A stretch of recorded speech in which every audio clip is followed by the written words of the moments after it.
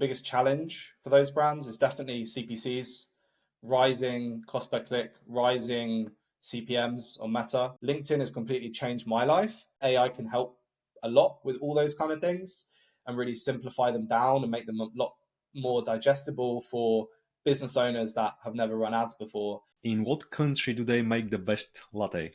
Google Ads is great, but it's not going to be the be all and end all of your brand. It's not going to run your business for you. Hi everyone, hope you're doing well. Welcome to this episode of the Growth Hike podcast. Today we are talking growing e-commerce brands through Google Ads. I have Tomasz Abbott-Wieczorek with me. He's a well-known expert in Google Ads, and he's helped brands like Hero, Domino's on their journey to growth. He's also living the dream, the digital nomad lifestyle. Welcome, Tom. Thanks, Martin. Thanks for having me. I'm curious, where about in the world are you right now? Well, I've actually slowed down a little bit now. So I've just moved to Manchester in the UK. And yeah, this is going to be my home for the next, hopefully, few years. It's where I've met so many people from LinkedIn, and yeah, just network has exploded here. So it's just, I think, the place to be at the moment. So yeah, slowing down a little bit, been traveling for a couple of years now, and yeah, really got the most out of it, really enjoyed it. But yeah, now hoping to help some other people to, yeah, start the digital nomad life. Can you tell us a little bit about that episode of your life and your journey into the digital nomad lifestyle? What inspired you to do that? Yeah, so I've always been a massive fan of remote work for sure. Even before COVID and the pandemic, I've never been a massive fan of working in the office, to be honest. I think anyone that knows me can attest to that. I like moving around. I like, my standing desk. Yeah, so I've always worked remotely. I've always, found brands that love to work like that. And I really found a lot of inspiration moving around different countries, learning about different cultures. And that's really helped a lot with localization for Google Ads. So that's something I help a lot of brands with is, yeah, launching campaigns in different languages, understanding the culture there, understanding the local lingo, how to convert and how to maybe appear local in those countries as well. So yeah, it's really helped me in my career, definitely. And yeah, working remotely has been, yeah, a dream come true for me. And I think anyone that's, looking to start, I would say you could start with your LinkedIn and, building your personal brand. We could touch on that a little bit later, maybe. Yeah, of course. Of course, you got a lot of traction on LinkedIn. I would love to get some insights from you and pick your brain how to succeed on LinkedIn as well, but we will touch on that a bit later. Localization. So visiting so many countries, how many? 30 plus now, so 34, I think I'm at. Yeah. Okay. This gives you quite a unique perspective on running localized ads, I can imagine. Yeah, 100%. I think the best one to say is probably English ads and keywords in different countries. And then understanding, for example, in the Netherlands or in Germany, where they have a really good grasp on English, but they might have this kind of, I think they call it like German English or something like this, where they kind of have a keyword or a phrase where it might be one German word and one English word. And actually, you see that popping up in the search terms. So that's something you can optimize towards that most people kind of overlook. They very much segment it of, oh, this is my English campaign, this is my German campaign. But actually, a lot of the time, there's a lot of keywords in between. And yeah, I've helped a lot of brands get a lot of sales through going after those specific keywords. Very interesting. Very interesting indeed. Why did you choose Google Ads in first place? And if we can get a bit of professional background. Yeah, so I've been in Google Ads about 8 years now. So about 2016, I started. So I really love like tinkering around with things when I was younger. So even when I was a student, I was installing Kali Linux on my Mac and virtual machines and just tinkering around, like playing around with some coding and stuff like this. So I really started to fall in love with data analytics, and then I also was really interested in business kind of was always a big Apple fan and following their products and following, all their marketing and just thinking, wow, like this is genius, the way they market things and the way they make you feel and all these kind of things. So it was really those two things that came together for me, the business side and just loving advertising and marketing in general, and then the other side of kind of tinkering and getting into data and stuff like that. When they kind of married together, that's where I kind of found Google Ads or advertising as a whole, and really thought this is the industry I want to be part of. That's probably the more looking back answer now and understanding like why I did it. But at the time, I actually couldn't decide whether I wanted to go to university or do an apprenticeship. So I decided to like A/B test university and an apprenticeship and just do both, because the people that did an apprenticeship said that was best and then university said that was best. So I thought both sides were biased, so I just thought let me do both, and then I can have a good understanding, have the best of both worlds. So I started an apprenticeship in Google Ads, and then it kind of went from there, and loved it from day one, really. A/B testing university. Well, that's a novel idea. uh, yeah, like a true Google Ads approach to life. Yeah, exactly. How do you manage doing that remotely? I mean, managing ads for clients remotely, living in a different time zone. I find it challenging enough to do that from home for businesses in London. And how do you navigate that? Yeah, so I think there was a period where I didn't meet anyone I worked for around 2 years.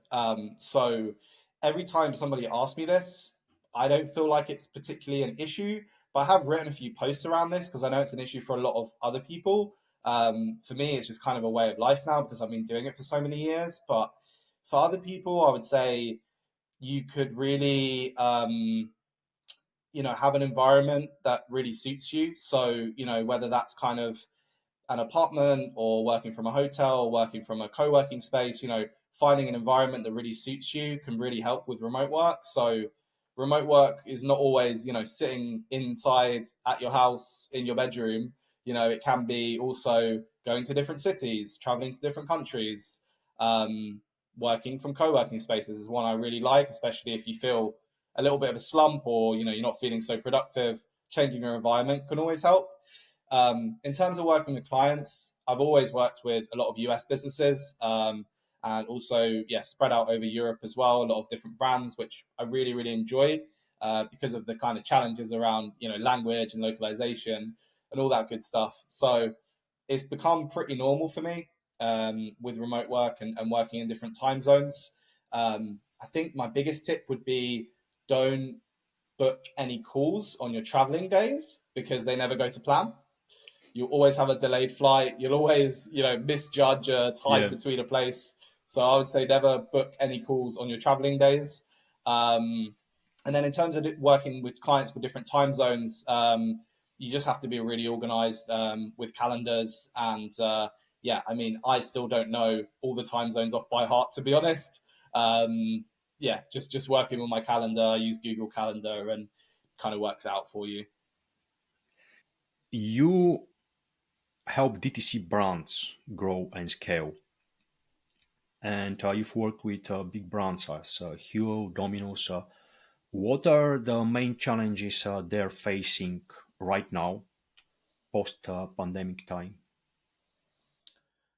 Yeah, biggest change or biggest challenge for those brands is definitely CPCs, rising cost per click, rising CPMs on Meta. So my there's a lot of things you can do to combat that. So the first thing would be building content and building your other channels up and diversifying early on as a D2C brand. A lot of D2C brands just chuck all their eggs in one basket, all their eggs in one channel. Google Ads is great, but it's not going to be the be all and end all of your brand. It's not going to run your business for you, right? So, yeah, the big challenge I see is advertising becoming so much more expensive, especially over the last year or two and since the pandemic.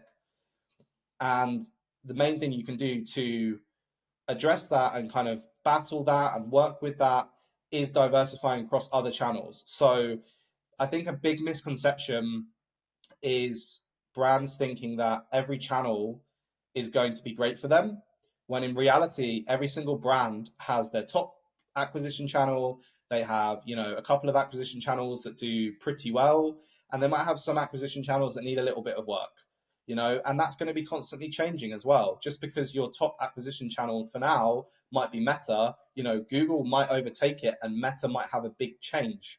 I joked around in a lot of big brands I've worked in that Meta is just so volatile.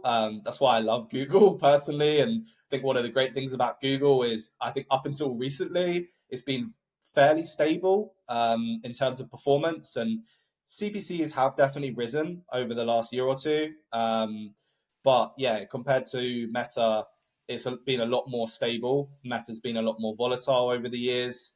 But yeah, I think it's really important to diversify early on. Good example of this is Heights, the multivitamin supplement brand, which I take every day. I love Heights. Heights built a community for around a year before they actually launched the brand. So they were not starting from zero when they launched the product. They already had a community. I can't remember how big it was, but it was huge. It was tens of thousands of people, I think. And they were just launching into that community a product that that community was already very much knowledgeable about. They consumed content, they really trusted the brand. So when the product came out, they were ready to buy. And that makes any ads you run, especially Google ads, 10 times easier. Yeah, having some recognition already helps massively, and a strong brand helps as well. Can you share a success story? Yeah, Your so favorite one? I know you have a few. yeah, so recently I've just been going over the numbers for Q3 and Q4. Um, so one brand I worked with, a supplement brand, D2C supplement brand, I decreased their CPA. So their CPA was down 39% quarter on quarter. So from Q3 to Q4, which I was super happy with, especially considering Q4 had much higher CPCs. Yeah, we reduced CPA down 39%. Um, it wasn't anything that exciting, to be honest with you. It was mostly understanding more about the business and where they wanted to go, especially moving into this year and then applying that to the end of last year in Q4. So understanding, what was coming up in 2024 for them, what channels they were going into, like using a lot of business insights, which I think a lot of Google Ads experts could really do more of to actually inform the strategy you're running, right? And that was combined with a lot of pretty regular optimizations. So a lot of keyword optimizations being really, really specific, with search terms being pretty brutal with excluding things, adding them as negatives. And then also in Google Merchant Center, doing a lot of optimizations there with the title, the images, and trying to increase the average order value as well, really help bring down the CPA. Looking at the product mix, looking at Performance Max and how that targets different price products as well is quite interesting. So I think overall, just really talking to the business more, understanding more of what the business wants, and then applying that back to Google Ads. And getting insights from different platforms and utilizing those on Google Ads. Yeah, exactly. So with that brand, I used a lot of creative insights from Meta. So every brand that I work on, I'll closely work with the Meta person. Normally, not me. Normally, I'll partner with Meta experts and just stick to my own channel, Google. I'll partner with Meta experts for other brands, and then I'll work really closely with them, and then yeah, get the insights, mostly creative from Meta, and then use that across Google. What are the new trends that you see on Google Ads, and where are things heading? I think we're going to see a lot more Pro Max, Performance, Ultra, kind of slightly silly names coming about. I think part of that is Google trying to sell a lot of the unused inventory that they have. So on display, and then the other side of it is trying to bring in more AI into the products. So I really like actually demand gen. This is not a popular opinion, but I use it for quite a few of the brands I work on, and I found some really good results with it. You just have to have really strong creative. I've always used Discovery actually, and demand gen is just upgraded Discovery with a few extras. Discovery has always been a big, not big, but a good part of my arsenal on Google Ads for a few years now, actually. As I said, you just need to have really strong creative to succeed on display and discovery and demand gen now. But yeah, in terms of where it's going, I think conversion tracking is definitely a massive issue at the moment. I think we've been speaking about it for a couple of years now. I think we will continue to speak about it for a couple of years now. Same goes for AI. And I think a lot of the kind of fear in the market and amongst the experts is maybe a little bit overblown. I think all these things will take time to filter through. I think really the only maybe surprise or shock was Performance Max. That was a really big change to the whole Google Ads ecosystem. But yeah, I think everything else is going to take a bit longer to kind of filter through and actually make a change. How do you take advantage of AI outside So outside performance max and bid management? yeah, so I've been using AI since about 2018, where I came across some writing tools that were using GPT-3, or maybe it was 2 at that point, quite basic AI that was just helping to kind of rewrite blog articles and rewrite things at that time. And I've been keeping a close eye on it over the years. I think it will take a couple more years until we really see it, filtering through to our workflows as experts.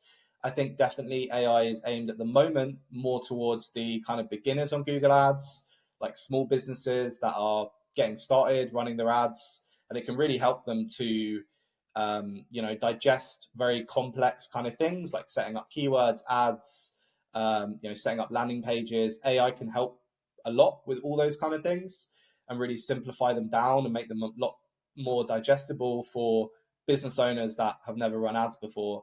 I think that's really great for small business owners, but I think it will be a while before we see bigger businesses really using AI for ads. I think the main great application for AI at the moment is creative.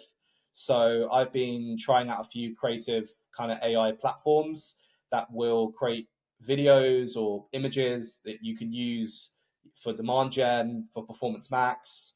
I've been trying out a few of those recently. Mixed results, to be honest. It's cool to have, I think, a quicker turnaround compared to creative agencies that might take a while, but then the quality can sometimes not be as good. So I think it's a good kind of thing to have in the mix, especially when you're trying to create creative really quickly to test for Google Ads. I think it can be cool to use an AI tool to quickly add some creative that you wouldn't be able to get so quickly from a creative agency or UGC, for example. I think is going to be really disrupted by AI, and already you're starting to see AI make more creative and you know rewrite headlines and rewrite ad copy, and I think that's just going to really speed up things for us. I don't think it's going to replace us anytime soon, though. I think we're always going to have the context and the knowledge and the expertise that AI probably will never have. When you are creating video creatives with AI, are we talking about animations or something more complex? So mostly product animations. So for example, if it's a drink, it might be splashing down into like a splash of caramel or something like that. Yeah, it would be something pretty simple like that. I think also editing, I've used a bit of AI with, and I've seen a lot of people use it really, really well, especially on Meta. where they can bring in a user generated content video, and then they can edit it with AI to add effects, graphics, text, music, everything, and make it convert much better. Okay, coming back to Performance Max, can you tell us what's the thing that you like most about it? So with Performance Max, I think no one size fits all. A lot of people try to blanket strategy Performance Max, and I think that's the worst thing you can do. Again, it comes back to the business insights and what the business wants to get out of it. Some businesses will want to show on every channel and run a full Performance Max strategy. Some businesses will only want to run search, exclude brand, exclude a bunch of placements. Some businesses will be a lot more kind of narrow on where they want to show and what conversions they want to get. Whereas other businesses will be a lot more growth orientated at any cost, right? Some businesses really only want customers under a certain CPA. A lot of businesses will want customers at any cost, and they'll be happy for the CPA to rise. So I really think it's about understanding your client's needs, understanding the business really, really well, and then translating that to Performance Max. Because you still do have a lot of options in Performance Max, right? You can run it as a full Performance Max across all the channels. You can run it as a feed only Performance Max. You can run it with different bidding strategies. You can add, different assets to it. And there's also a lot of things you can do in the shopping feed still as well. So around titles or testing different images, for example. I touched on it earlier around the product mix as well is a really, really interesting part of it that I've been playing around with a lot of brands and managed to get some really good results. And it was a big part of the case study I mentioned earlier was Performance Max often goes after the easiest inventory or the easiest kind of warmest traffic. It will just default. And I think that's the AI at play with not much context, maybe going after the warmest traffic there. So sometimes you need to run separate PMAX campaigns, one for maybe your top performing products, and you want to put a certain budget on that. And then you can run a separate PMAX campaign maybe for your ghost products. Yeah, people split them out in different ways, kind of like people used to split out standard shopping. So that's why I think not much has changed actually. It's just updating your strategy to PMAX and to the current landscape. But you're always going to have options to split it out and go off what the business wants. What do you hate about it? I think I hate how how slow it is to use and how some parts feel like you shouldn't. There's a lot of like dark UX there where it will you open a drop down and it will close the drop down, or there's a lot of things selected by default. Like Google is clearly trying to push you in a way of using Performance Max. For example, if you want to run feed only Performance Max, I was trying to explain this to someone the other day actually, and they thought it was more of an option, which you would kind of assume, right? That feed only Performance Max will be an option, a kind of a button click or Hmm. an option, or maybe an advanced option, for example. But it's kind of like a weird hacky way to get it right now, where you remove all the assets, you have to close the drop downs as well a lot of the time. And then sometimes it won't actually let you do it, and you have to go in and try a couple of times. So that's definitely what I hate the most about Performance Max is, taking away control in some way or making it very difficult for you to kind of test. But they are doing a lot of good, great things recently with Performance Max. So they're adding a lot of kind of experiments features and adding a lot of things. I feel like Performance Max was definitely half baked at the beginning, and they maybe could have, added a few more features I would have liked to see before they released it. But I feel like those are coming in now, and there's a few more things to help you test and experiment with Performance Max now. What's your secret sauce when it comes to growing brands? Real world searches for sure. So most Google Ads experts just stay in the platform all the time.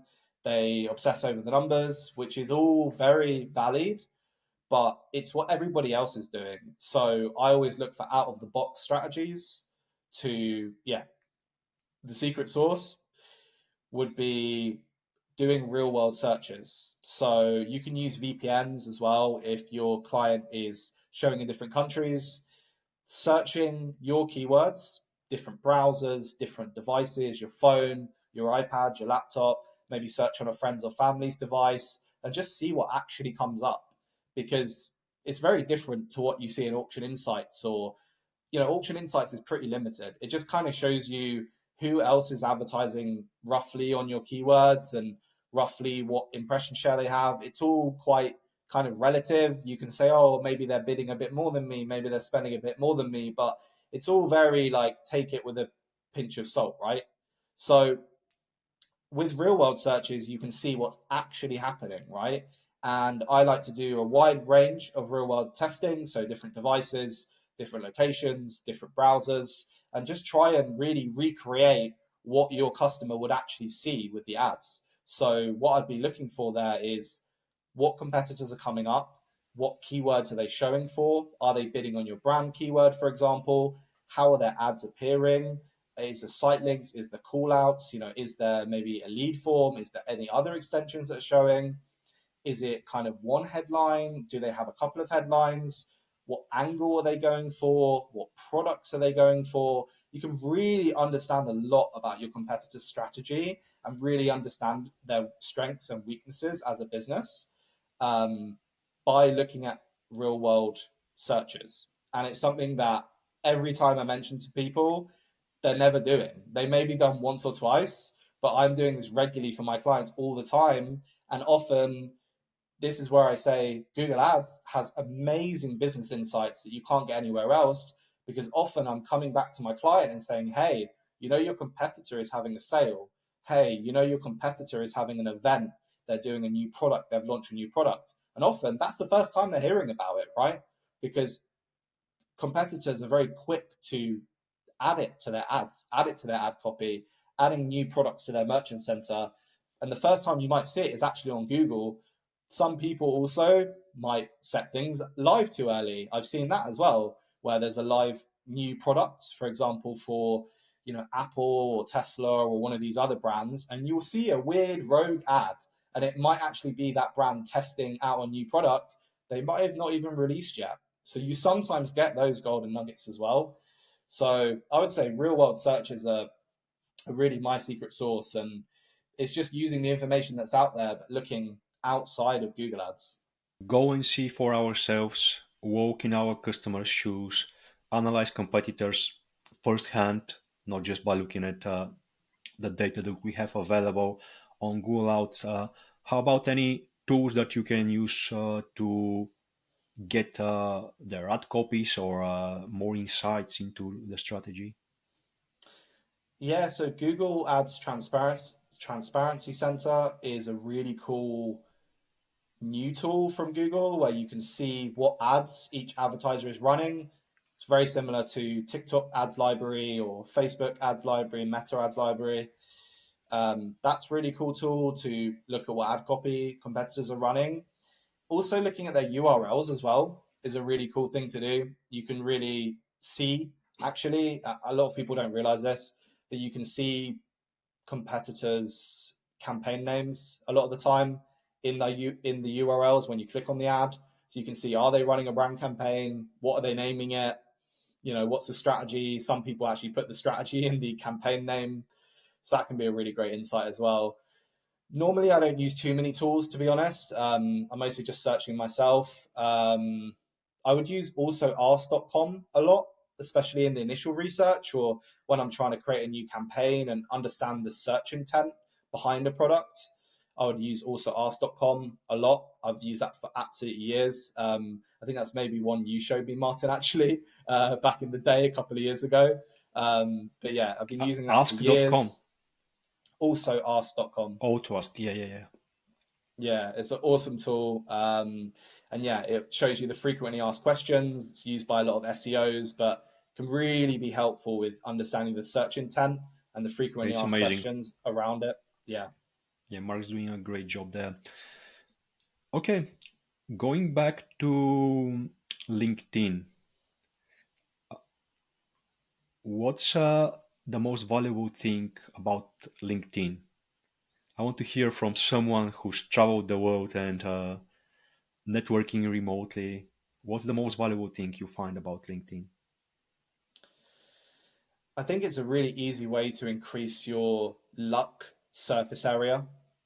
So if you're, going between your own network right now, friends and families, local business owners, once you start posting on LinkedIn, DMing people, commenting on people's posts, you're just exponentially increasing your surface area for luck and opportunities, right? The opportunities are just endless. Like LinkedIn has completely changed my life. And the way I like to think about it is a quote from We Crashed, which is the WeWork TV series. Awesome. If you haven't seen it, it's not who you can see, it's who can see you. And that's the right way to think about LinkedIn. So people get all muddled up in the numbers, the impressions, your likes, all these kind of things. But I can tell you firsthand that a lot of my clients, a lot of my biggest clients have come from a cold DM to me inbound, where they've just one day said, "Hey, Tom, I've been reading your post for 6 months." They've never liked a post, they've never commented on a post. Hmm. I've never even seen them look at my profile, right? Just lurkers in the background that are reading my content, understanding me, seeing my results, liking me as a person as well, understanding me, getting to know me. And then they're hopping on a call and they're so much more sold already on me and wanting to work with me. They're pretty much ready to work with me already. So that really helps you as a person trying to get clients, trying to sign clients, trying to maybe grow an agency. It really helps you with LinkedIn and content because that person would have seen you before and just builds up recognition of you over time. And yeah, most people don't realize that there are people, all those hundreds or thousands of impressions you're getting are people seeing your posts, whether they're liking or not liking, or, I think it's a lot of compound interest with LinkedIn for sure. So I'm seeing leads, clients come in now that I spoke to 6 or 12 months ago, and maybe they were with another agency or they were, running other channels, for example, but they always had me in mind. And that's what you really want to be, is top of mind. And if you're consistent with LinkedIn, you're consistent with DMing people and talking to people, you'll always be top of mind. Showcasing our expertise, like, and compounding that content. Yeah. So with case studies, people never talk about it, right? So I remember when I started on LinkedIn around a year ago, I was already managing, millions of pounds, euros a month in spend. I'd already generated hundreds of millions for brands, and I'd already worked with some of the biggest brands out there, but nobody knew about that. I knew it, but nobody else knew it. Nobody else, I felt weird kind of promoting myself. And unfortunately, that's just the way of the world now. You have to, get over that and just put yourself out there, because trust me, when you do, the opportunities are endless. Yeah, so relatable. I started on that journey very recently, actually, and trying to uh, build my brand on LinkedIn. So how do you do that in the best possible way? How do you build a personal brand on LinkedIn?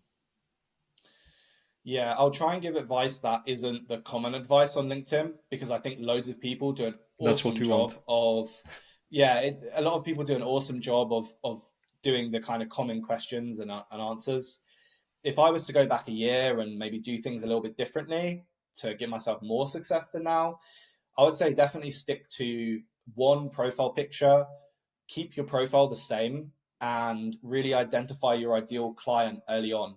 So whether that's you want to do consulting calls, or you want to sign longer term clients, you want to do, coaching for other freelancers, decide on that early on. And I know that's easier said than done, right? A lot of people are unsure on that. A lot of people, you need to go through a little bit of testing and a little bit of kind of trying out different things to see what you enjoy. But I would say at least agree on something early on that you're going to focus on, right? Doesn't mean you have to say no to everything else. Like I do coaching, I do consulting, I work with clients as well. Like I do a couple of things and I enjoy them all. Doesn't mean you have to say no to things, but just maybe focus on something from the start. Also, I kept changing my profile photo, which I think was awful for my reach and my recognition early on. I would definitely keep your profile picture the same. I had a good example recently where I clicked on a guy's profile yesterday and I was like, is this the person that I spoke to before? I'm not really sure. And our messages were blank, which sometimes happens. And he changed his profile picture and rebranded his agency as well. And I just wasn't really sure if it was the same guy or not. So the biggest LinkedIn people you see, they will have the same profile picture for a year plus, right? So get happy with your profile. It doesn't have to be amazing from the start because people get so stuck on optimizing their headline and their banner and their profile picture and all these things. As long as it's like good enough, and I know that's hard to quantify, but just think, okay, I'm happy with this. I'm going to be happy with this for the next 12 months. What are the kind of clients I'm going to get over the next 12 months? Are they going to land on my profile and, be interested, and do they get the information they want? Be kind of that minimum viable product with your profile. A lot of people kind of over optimize. I'm guilty of that, always adding things to my profile and changing my picture and things like this. So yeah, I would say stick to the same profile. Consistency as well with your branding, consistency with your content. I would say also you have to promote yourself, self promotion to the point where maybe you feel a bit uncomfortable. It's just part of it. I went through that stage as well, and it's just what you see from all the people that are very successful with their personal brand is you have to say the same thing over and over again. You have to promote the same content over and over again, because what people don't realize is just because you wrote about something 6 months ago, now your audience is completely different. If you went from 1,000 to 5,000 followers, for example, in 6 months, 80% of your audience hasn't seen that post from 6 months ago. So repurposing content is a really massive thing that you see a lot of the much bigger creators do as well. That's something I've really been focusing on recently. Yeah, and I think that also helps a lot with the question I get asked a lot, which is like, what do you write about? What content do you create? Well, just make your content pillars. So make 3 content pillars. Mine are Google Ads, freelancing, and digital nomad. Write topics that can be from also ask.com. Find the most frequently asked questions about that topic. Write for your ideal client. Write in their language as well. It's a really great one. So, for example, I had early on clients coming on a call telling me, my Google Ads is rubbish. So I just start my post with that. My Google Ads is rubbish. Here's how to fix it, right? A lot of founders, if you're going after small business owners, for example, they're going to have no idea about CTR, CPC, performance max, placements, all these technical things. I see that a lot where Google Ads experts write for other Google Ads experts, and that's not who you're looking to sign or looking to read your content. So yeah, writing relevant content, writing in your ideal client's language is a massive one as well. Um, yeah, and then just staying consistent overall with your brand. Amazing. Staying consistent with your brand, consistent with the content, using the lingo that your ICP uses, and tooting your own horn. Yeah, make sure to do that. Okay, fantastic. One last question. In what country do they make the best latte? We've seen quite a few of those pics on your profile, so I'm really curious. This is a great example of something to remember you by. Every big creator that I analyze, and I've spent a lot of time listening to other people's podcasts and analyzing their YouTube videos, a lot of the time they will be known for something. And this is something I learned early on. Actually, shout out to Sabika, who's a copywriter who taught me this actually. you want to be known as something, whether it's the Google Ads guy, the guy that writes the quotes, you know, the guy that has the latte art photos, for example. I've seen a lot of other people do it, and it's a cool way to bring like some fun to LinkedIn as well. You know, like not just Google Ads tips all the time. You know, it can be latte photos, it can be travel photos. You know, show a little bit of your life as well. You know, people want to work with people they like, and people want to work with people they relate to. You know, so yeah, when you're talking to your clients, you can talk about coffee as well as optimizing their Google Ads. To answer your question, best latte in the world, um, I would say Brighton, probably. Um, in the UK, probably has some of the best coffee shops I've ever been to. The quality of the coffee in Germany is really, really high as well. Um, yeah, it's like it's the first thing I do when I touch down somewhere though, is definitely to find the local coffee shop and work from there a lot of the time. So yeah, but I'd say definitely Brighton. Yeah, a lot of of it just holds a special place in my heart because I worked there for a couple of years and lived there for a couple of years and had some great coffees, made some great friends, and yeah, started writing content there as well. Mm, So yeah, it's where it really all began. fantastic. That's been amazing, Tom. Appreciate you doing that today. Where can people find you? So you can see three ways I can help you on tomashaw.com, where I have my Google Ads cheat sheet you can download for free. You can also follow me on LinkedIn, and also catch me on YouTube soon. I'm doing a lot more podcasts like this, a lot more content, and yeah, sharing a lot more of things that people ask about and would like to see. Amazing. I'll make sure to link everything in the description below. Thanks again for showing up, doing this here today. Thank you so much. Appreciate it. Thanks, Martin. Bye bye. Thank you.